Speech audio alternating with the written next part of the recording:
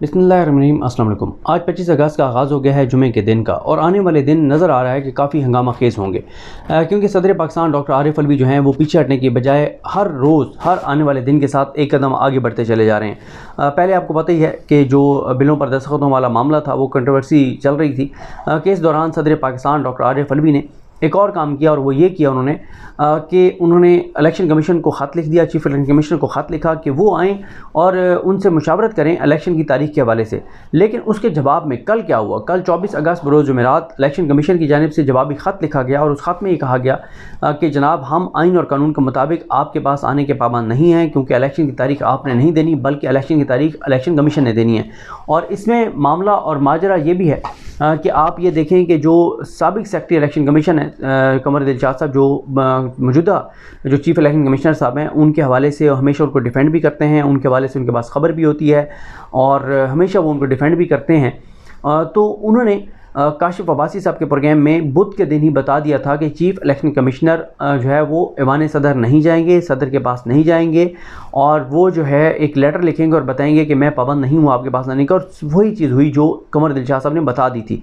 इस पर जहांगीर जदून साहब ने उस वक्त कहा था प्रोग्राम में कि ये बड़ा गलत होगा, और ये भी कैसे कह रहे हैं जब इजलास इलेक्शन कमीशन नहीं हुआ कि एक जो आइनी इदारा है उसका सरबराह जो है वो हेड ऑफ द स्टेट उसको बुला रहे हैं और वो ना जाए एक आइनी तकाजे के ऊपर, और अगर इतने ही वो स्ट्रॉन्ग हैं आइनी और कानूनी तौर पर तो चले जाएं चीफ इलेक्शन कमिश्नर, जाके सदर को कहें कि आप नहीं दे सकते, ये मेरे पास चीज़ें हैं, ये मामलात हैं। लेकिन उन्होंने ऐसा नहीं किया, उन्होंने ख़त लिख दिया और कहा कि मैं आने का पाबंद नहीं हूँ, मैं नहीं आऊँगा। उसके बाद क्या हुआ, उसके बाद सदर ने कल जो है वो वजारत कानून को लेटर लिख दिया और कहा है कि Sikandar Sultan Raja chief election commissioner ये कह रहे हैं कि इलेक्शन की तारीख देना उनका काम है, मेरा काम नहीं है, तो आप बताएं कि ये किसका काम है। देखें, इस हवाले से ज़ाहिर है एक नैरेटिव ये बनाया जा रहा है, या बहुत से लोगों का जनरली मौक़िफ़ हो सकता है कि इलेक्शन एक्ट में जो हुकूमत ने तरमीम की थी उसके बाद इलेक्शन की तारीख देना इलेक्शन कमीशन का काम है, लेकिन ऐसा नहीं है। आइन बड़ा वाज़ेह है, उसमें अब दलील ये दी जा रही है कि आइन के जिस आर्टिकल के तहत, आर्टिकल 48 के तहत सदर ने इलेक्शन की तारीख देनी है, लेकिन समरी जो है वो प्राइम मिनिस्टर भेजेगा, क्योंकि सदर हर काम प्राइम मिनिस्टर की एडवाइस पे करता है। अब सवाल ये है कि अगर एक निगरान सेटअप ऐसा आता है, अगर ये बात मान ली जाए कि निगरान सेटअप नहीं, निगरान वज़ीर-ए-आज़म नहीं इलेक्शन की तारीख भेजनी है, तो फिर एक निगरान वज़ीर-ए-आज़म आया, उसके पास इख्तियारात हैं, उसके पास प्रोटोकॉल है, उसके पास सब कुछ है, तो वो क्यों चाहेगा कि इलेक्शन हो। फिर एक चीज़ सुप्रीम कोर्ट ने अपने फैसले में सेटल कर दी थी, वो सेटल क्या की थी सुप्रीम कोर्ट ने ये कहा था कि देखें हुआ ये था कि पंजाब और KPK की असम्बलियाँ तहलील की गई। पंजाब के जो गवर्नर हैं उन्होंने कहा कि ये गैर आईनी काम किया है असम्बली की तहलील वाला, मैं इससे इतफाक़ नहीं करता, मैं दस्तखत नहीं करूँगा, और फ्लक्स ऑफ द टाइम यानी 48 घंटे पूरे होने पर असम्बली खुद बहुत तहलील हो गई। जो गवर्नर KPK हैं उन्होंने दस्तखत कर दिए, सदर ने दोनों असम्बलियों में इलेक्शन की तारीख दे दी। जब सदर ने तारीख दे दी, मामला सुप्रीम कोर्ट में गया, तो उस वक्त ये हुआ कि सदर ने KPK की तारीख वापस ले ली, पंजाब के ऊपर वो कायम रहे। फिर सुप्रीम कोर्ट का फैसला आ गया, क्योंकि सुप्रीम कोर्ट ने अपने फैसले में ये कहा था कि जहाँ पे भी सूबाई असम्बली तहलील होगी और गवर्नर दस्तखत करेगा तो गवर्नर जो है वो इलेक्शन की तारीख देगा, और जहाँ पे गवर्नर दस्तखत नहीं करेगा वहाँ पे सदर पाकिस्तान तारीख देंगे। इलेक्शन एक्ट में था। अब इलेक्शन एक्ट में तब्दीली तो कर दी गई कि अब अगर गवर्नर दस्तखत नहीं भी करता तो भी तारीख जो है, यानी अगर गवर्नर नहीं करता तो फिर तारीख सदर नहीं इलेक्शन कमीशन देगा। लेकिन इस पे सुप्रीम कोर्ट ने बड़ा वजाहत के साथ बताया था कि अगर जो कौमी असम्बली की तहलील की समरी पर सदर दस्तखत करेंगे तो फिर तारीख सदर को देनी है, और यहाँ पे सदर ने ही दस्तखत किए हैं, तो यहाँ पे आइन बड़ा वाज़ेह है। लेकिन अब इस सारी सूरत हाल में नज़र ये आ रहा है कि इससे तसादुम बढ़ेगा। जैसे असदुल्ला खान साहब ने आज वीडियो की जिसमें उन्होंने बड़ी डिटेल से चीज़ें बताई, और बिल्कुल ऐसे ही है। देखिए, पाकिस्तान का इस वक्त सबसे बड़ा मसला अनसर्टेनिटी है, अदम इस्तेहकाम है। पाकिस्तान का मुआशी अदम इस्तेहकाम पाकिस्तान के सियासी अदम इस्तेहकाम से जुड़ा हुआ है। एक ऐसे हालात में जब आपकी सुप्रीम कोर्ट और हाई कोर्ट आमने सामने हो, जब आपका सदर और इलेक्शन कमीशन आमने सामने हो, जब पॉलिटिकल पार्टीज की सूरत हाल आपके सामने है, और जब पाकिस्तान में डॉलर 300 उसको क्रॉस कर गया हो, जब जुलाई के महीने में एक्सपोर्ट्स कम हो, जब जुलाई के महीने में तफसीलात ज़र रेमिटेंस जो ओवरसीज़ पाकिस्तानी भेजते हैं वो कम हो, और जो ओवरसीज़ पाकिस्तानियों की जानिब से एक तो ज़ाहिर है इस वजह से पाकिस्तान में अब पैसा नहीं आ रहा कि अनसर्टेनिटी है पाकिस्तान में कि पता नहीं पाकिस्तान का क्या होगा, किस तरह होगा, इन्वेस्टमेंट नहीं आ रही। पाकिस्तानी जो ओवरसीज़ पाकिस्तानी इन्वेस्ट करते थे वो भी इन्वेस्ट उस तरह से नहीं कर रहे। फिर दूसरा एक मामला ये है कि अगर एक ओवरसीज़ पाकिस्तानी इंटर बैंक में पैसे भेजता है और उसको कट कटा के और 293-94 रुपये उसको मिलते हैं। 300 भी रेट हो तो उसको 293-294 रुपये मिल रहे हैं। लेकिन अगर वो डॉलर हवाला हुंडी के ज़रिए भेजता है, जो कि गलत है, जो कि गैर कानूनी है, लेकिन उसमें उसको 325-330 रुपये मिल रहे हैं, तो मुझे बताएं 25, 30, 35 रुपये अगर किसी को फ़ायदा हो रहा है तो वो क्यों नहीं लेगा? गलत है, हवाला हुंडी गलत है। दूसरी बात यह है कि कई लोग डॉलर ज़ाहिर है बाहर से ट्रैवल करके आ रहे होते हैं, उनके ज़रिए भेज देते हैं। बल्कि अब तो मुझे एक दोस्त बता रहे थे कि शायद पहले भी होता हो, मेरे हवाले से, मुझे इस हवाले से ज़्यादा पता नहीं है, लेकिन वो यही कह रहे थे कि अब तो ऐसा है कि डॉलर जिसने पाकिस्तान भिजवाने की बजाय वो बाहर ही किसी को दे दें और वो बाहर उनके यहाँ पे जो भी उनका सेटअप है वो यहाँ पे रुपये दे देंगे। इस तरह की बात भी मैंने सुनी है, इस तरह का भी मामला है। तो बहुत ज़्यादा जो है वो अनसर्टेनिटी है। मैं आपको बताऊं, मैं बहुत से लोगों से, बहुत से ओवरसीज़ पाकिस्तानियों से बात होती है, वो यही बताते हैं कि अब ज़ाहिर है लोगों को है कि पता नहीं क्या होगा, और फिर रुपया डिवैल्यू हो रहा है। जिसने अगर बाहर कोई प्रॉपर्टी ख़रीदी थी और किसने पाकिस्तान में ख़रीदी थी, जिसने पाकिस्तान में ख़रीदी थी उसकी प्रॉपर्टी अगर आप इन टर्म्स ऑफ यानी रुपये देखें तो वो बहुत कम उसकी वैल्यू हो गई। जिसने बाहर, तो उसके कहाँ से कहाँ मामला चले गए। तो बड़ी एक चीज़ें ख़राब हैं और इससे चीज़ें बहुत ज़्यादा और आने वाले दिनों में ख़राब होंगी, अनसर्टेनिटी बढ़ेगी अगर इसी तरह से मामला चलते रहे। अब सदर जो है वो नज़र आ रहा है कि सदर ने फ़ैसला कर लिया है कि वो इलेक्शन की तारीख देने जा रहे हैं, और मुझे लगता है कि अगले 72 से 96 घंटे में कि वो इलेक्शन की तारीख दे देंगे। क्योंकि उसकी वजह यह है कि असम्बली तहलील हुई थी 9 अगस्त को। 9 अगस्त से अगर आप देखें तो 9 अगस्त से बनते हैं 9 अगस्त, सितंबर, अक्टूबर, नवंबर, यानी 9 नवंबर से पहले की उन्होंने कोई तारीख देनी है। और दूसरी चीज़ क्या है?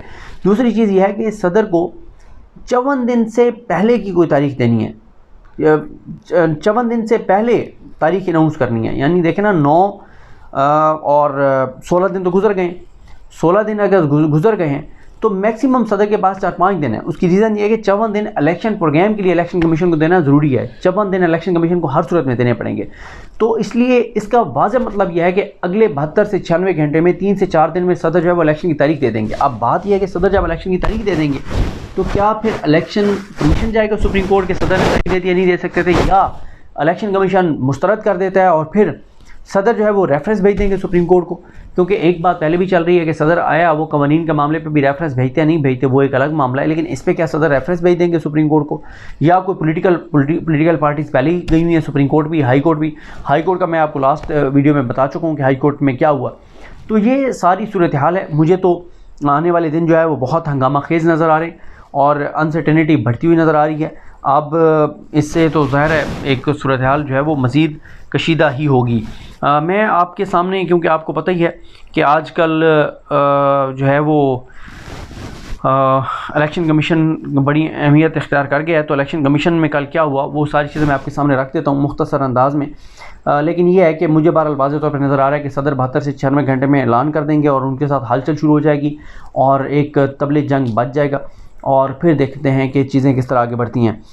एक तो कर जो है वो डोनाल्ड ब्लूम जो अमेरिकी सफ़ीर हैं वो इलेक्शन कमीशन गए, उन्होंने चीफ इलेक्शन कमिश्नर से मुलाकात की और उस पर बताया गया, जो अलामिया सामने आया कि पाकिस्तान के आइन और कानून के मुताबिक आज़ादाना और मुनसफ़ाना इंतख़ाबात के इनेकाद के लिए रियासत जो अमेरिका ने जो है वो मुकम्मल हमायत की यकीन दहानी कराई है। अब आइन कानून क्या है, 90 दिन है या वही है कि पहले हल्काबंदियाँ होंगी, और चाहे इलेक्शन जो है कमर दिलशाद साहब तो कह रहे हैं कि मई में भी नहीं होंगे। उन्होंने ईसा नकवी साहब के प्रोग्राम में ABN पे ये कहा कि इलेक्शन जाके और फरवरी में नहीं होंगे, मई में जाके इलेक्शन होंगे। तो ये बहुत बड़ी बात है और वो बड़े वेल इन्फॉर्म्ड हैं कमर दिलशाद साहब। उन्होंने पहले बता दिया था, इलेक्शन कमीशन को मीटिंग नहीं हुई थी, कुछ नहीं हुई, उन्होंने कहा लेटर लिखेंगे, नहीं जाएंगे, वही हुआ। उसके बाद कहा गया कि पाकिस्तान के मुस्तकबिल के रहनुमाओं का इंतखाब करना पाकिस्तानी अवाम का काम है, अमरीकी सफ़ीर ने यह कहा। और साथ ही अमरीकी सफ़ीर ने कहा कि पाक अमेरिका तल्लुकात को मज़ीद गहरा और वसी करने के लिए पाकिस्तानी के मुंतखब करदा नुमाइंदों के साथ मिलकर काम अमेरिका जो है वो करता रहेगा। उसके बाद ये तो खैर आ गया जवाबी ख़त जो लिखा इलेक्शन कमीशन ने। ये एक चीज़ इंपॉर्टेंट है, जो PTI और JUAF के नुमाइंदे मिले हैं इलेक्शन कमिश्नर को, चीफ इलेक्शन कमिश्नर को, इलेक्शन कमीशन और काम को, क्योंकि उन्होंने लेटर लिखा था कि पॉलिटिकल पार्टीज़ आई हैं और 4-5 चीज़ों पे उनसे मशवरा करना है और उनको एतमाद में लेना है। उसमें जो अलामिया आया वो बहुत इंपॉर्टेंट है। तर्जुमान इलेक्शन कमीशन ने कहा कि आज यानी कल 24 अगस्त को इलेक्शन कमीशन का इंतखाबी रोड मैप के सिलसिले में सियासी पार्टियों से मुशावरत के लिए पहला इजलास हुआ। इजलास की सदारत जनाब चीफ इलेक्शन कमिश्नर जनाब सिकंदर सुल्तान राजा साहब ने की। मेंबरान इलेक्शन कमीशन के अलावा सेक्रेटरी इलेक्शन कमीशन और दीगर सीनियर अफसरान ने भी इजलास में शिरकत की। इजलास में पाकिस्तान तहरीक इंसाफ को आज 2 बजे और उसके बाद जमीयत उलमा इस्लाम के नुमाइंदगान को दोपहर 3 बजे के लिए मदऊ किया गया था। मदऊ करने का मकसद इंतखाबी रोड मैप पर उनका फीडबैक लिया जाना था। इजलास में PTI की तरफ से डॉक्टर बाबर अमान, बैरिस्टर अली जफ़र और उमैर नियाजी एडवोकेट मौजूद थे। PTI के अली मोहम्मद खान ने वीडियो लिंक के जरिए शिरकत की। JUI की तरफ से मौलाना अब्दुल गफूर हैदरी, जलालुद्दीन, मौलाना दरवेश ने शिरकत की। JUI के कमरान मुर्तज़ा बज़रिए वीडियो लिंक शरीक हुए। इलेक्शन कमीशन का ये मुशावरती इजलास इंतहाई खुशगवार माहौल में हुआ। PTI के वफद ने इस बात पर जोर दिया कि इंतखाबात का इनेकाद आइन के मुताबिक 90 रोज़ के अंदर यकीनी बनाया जाए। PTI वफद ने पार्टी के गिरफ्तार लीडरों की फौरी रिहाई का मुतालबा किया। PTI ने सियासी रैलियों की इजाज़त देने का भी कहा। JUIF ने मौक़िफ़ इख्तियार किया कि इलेक्शन का इनेकाद आइन का तकाजा है। JUI के मुताबिक चूँकि मरदमशुमारी के रिजल्ट सरकारी तौर पर शाये हो चुके हैं, लिहाजा इलेक्शन कमीशन को पहले हल्का बंदियों का अमल मुकम्मल करना चाहिए। JUI का मौक़िफ़ था कि इंतखाबी फहरिस्तों में नई मरदमशुमारी के मुताबिक वोटरों के दुरुस्त इंदराज की ज़रूरत है। JUI के मुताबिक मज़ीद पोलिंग स्टेशनों की लिस्टों को भी दुरुस्त किया जाए और दयानतदार रिटर्निंग अफसरों और डिस्ट्रिक्ट रिटर्निंग अफसरान की तैनाती को यकीनी बनाया जाए। इलेक्शन कमीशन ने दोनों पार्टियों के नुमाइंदगान को यकीन दिलाया कि इलेक्शन कमीशन की ये कोशिश है कि इलेक्शन का इनेकाद जल्द हो। इलेक्शन कमीशन इस बात को यकीनी बनाएगा कि इंतखाबात में तमाम पार्टियों को यकसा मौके मुयस्सर हों। इलेक्शन कमीशन इंतखाबात की शफाफियत को यकीनी बनाएगा। इलेक्शन कमीशन की जानिब से सियासी पार्टियों से मुशावरत का अमल आइंदा भी जारी रहेगा। तो इसमें ये बात तो वाज़ेह हो गई कि मौलाना फजल रहमान साहब का सॉफ्टवेयर अपडेट हो गया है और 90 दिन के इलेक्शन कराने के मुतालबे से वो पीछे हट गए हैं और वो तैयार हैं कि इलेक्शन कमीशन पहले मरदमशुमारी के मुताबिक हल्का बंदियाँ करे, वोटरों की लिस्टें को तस्दीक करे। 1.5, 2, 2.5 साल भी इलेक्शन नहीं होते तो मौलाना फजल रहमान की जमात को कोई मसला नहीं है, क्योंकि उन्हें पता है कि जो तबाही और बर्बादी इस मुल्क की 15-16 माह में मौलाना फजल रहमान की हुकूमत ने फेरी है, उसके बाद जो लोगों ने इनका हशर नशर करना है सियासी तौर पर, ये अवाम में जाने के काबिल नहीं है, अवाम को मुँह दिखाने के काबिल नहीं है। तो अब इन्होंने इलेक्शन कमीशन की सपोर्ट किया कि आप 2-2.5 साल इलेक्शन नहीं कराना चाहते हैं तो ना कराएं, हमें कोई मसला नहीं है। लेकिन PTI ने कहा कि 90 दिन में इलेक्शन आने की ज़रूरत है और आप 90 दिन में इलेक्शन करवाएं। तो बहरहाल आने वाले दिन जो है वो बड़े इंटरेस्टिंग होंगे। देखते हैं चीज़ें कैसे आगे बढ़ती हैं। मुझे अपनी दुआ में याद रखें। अल्लाह हम सब काम नासरो। अल्लाह हाफ़िज़।